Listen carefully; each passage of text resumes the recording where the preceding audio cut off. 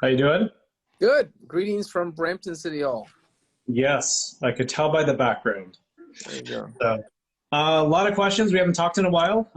First five questions are going to be about vaccines from kids 5 to 11. So hopefully you have your vaccine cap on. So do you know when the first vaccine shot will be going into a kid's 5 to 11 arm? Is it yesterday or today? Yesterday. Yesterday? They started at primary care clinics yesterday in Peel Region, and they start today in the mass vaccination clinics. Okay, awesome. And do you know if, what do you think? Do you think it's a good idea to get these kids vaccinated at schools, elementary schools?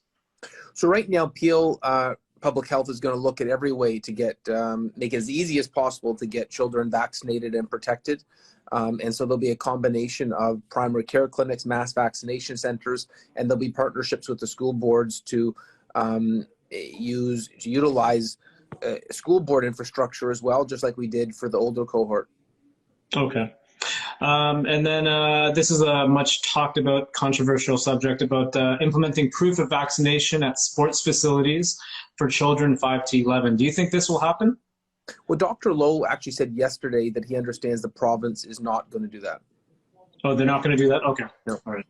And I guess, is there enough supply for all the kids between 5 to 11 within Peel and Brampton? Yeah, the supply concerns seem to have been addressed. We're told that there'll be ample supply. I think the supply concerns were really last year when Canada's vaccine deliveries were delayed, but I think right now we're in pretty good shape. Okay. And how big of an impact do you think this will be once, let's just say 70, 80%, even 90% of kids between 5 and 11 get vaccinated? Will things just start opening up? What do you think? Well, things are largely open now as it is, but we are seeing some level of transmission in that age cohort because there's a lot of interaction and activity, and public health believes strongly that this is one of the key cohorts to get vaccinated for us to hit herd immunity.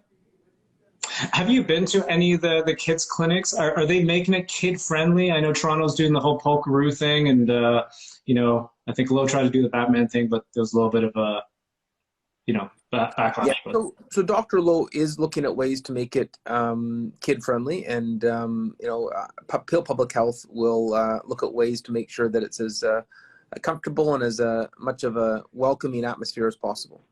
Awesome.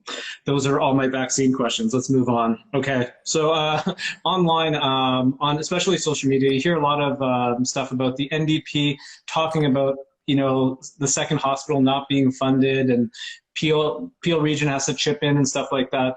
At the end of the day, is Brampton getting a full service, 24-hour emergency center hospital?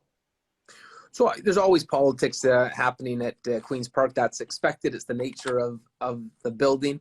The province issued a tender. So, you don't issue a tender unless it's paid for. They issued a tender for $1 billion. We had got pennies for healthcare in Brampton the last 20 years. We were promised a new hospital in 2006. Nothing happened.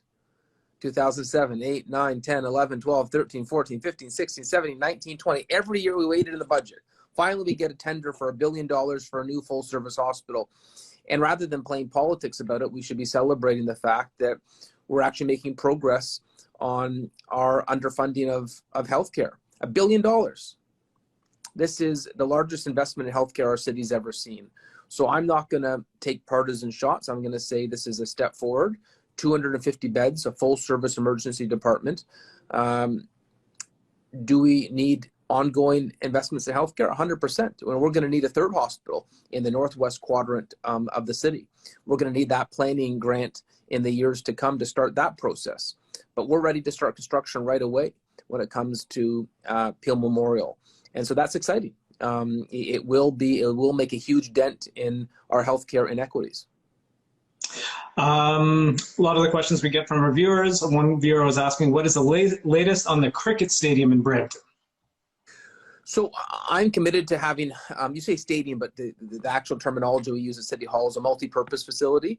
Okay. And we want to have a multi-purpose cricket facility. It's going to be going to our city budgetary process. We've approved a multi-purpose lacrosse facility, a multi-purpose ice hockey facility. I'm hopeful that we'll also approve a multi-purpose cricket facility, given the fact it's the #1 wait list in a recreation department, with the longest wait list for user groups is in cricket.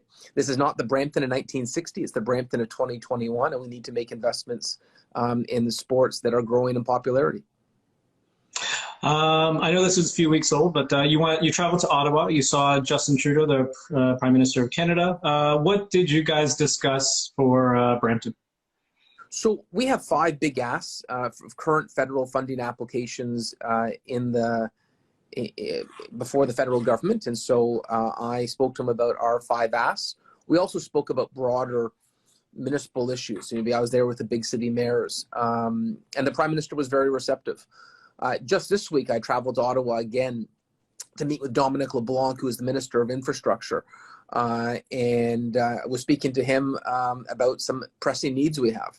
I can tell you one of them is the federal government funded electric transit buses, and that's a $400 million repayable loan through the savings that we have on the fueling. It's through the Canada Infrastructure Bank, but we don't have financing for the chargers. So it's great to have the electric buses, but we need to charge them.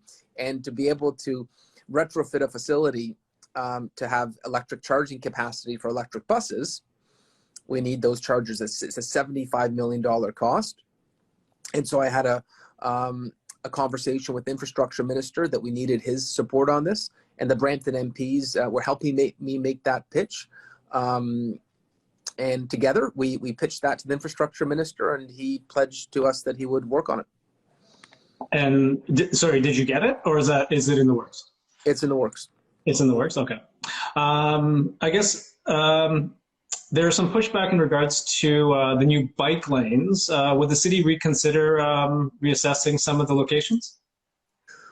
So there's no location that is set in stone. You know, this is an amenity for the public, and this council made a change. It used to be that you'd build roads, and then years later you'd consider bike lanes. We've brought in a new policy that for every new road that's constructed, staff have to work on the assumption that there'll be walking paths and bicycling paths.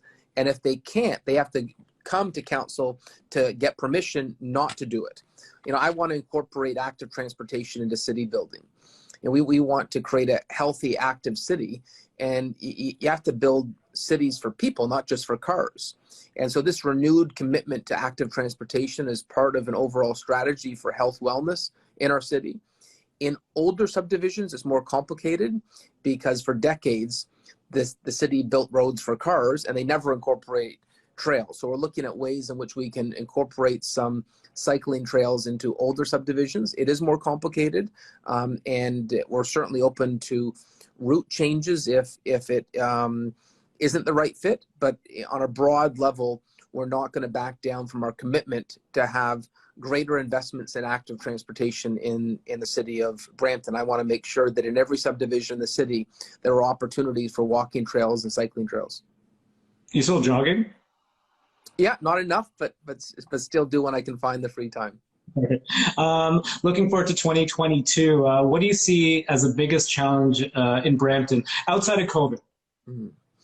Well, the biggest challenge over the last 2 years has been COVID. So bouncing back from COVID, I think, is the biggest challenge. But in terms of other issues that I would say are top of mind outside of COVID, public safety. We've got some challenges with break and enters and car thefts, of course, domestic violence, gun and gang activity. So working closely with the Peel Police to target that activity. That is something that is certainly on my horizon as an issue that needs focus. We got the right man with Chief Nish working on the file, but there's work to be done. And with a positive note, what outdoor event are you most looking forward to over the next couple of months? Well, we're going to have an outdoor New Year's event, so that'll be great. We just had our winter lights in Brampton, and it was packed. It was a sea of people excited to be together again with their neighbors. So looking forward to our New Year's show. I know who the special musical guest is, but I'm not allowed to release it yet.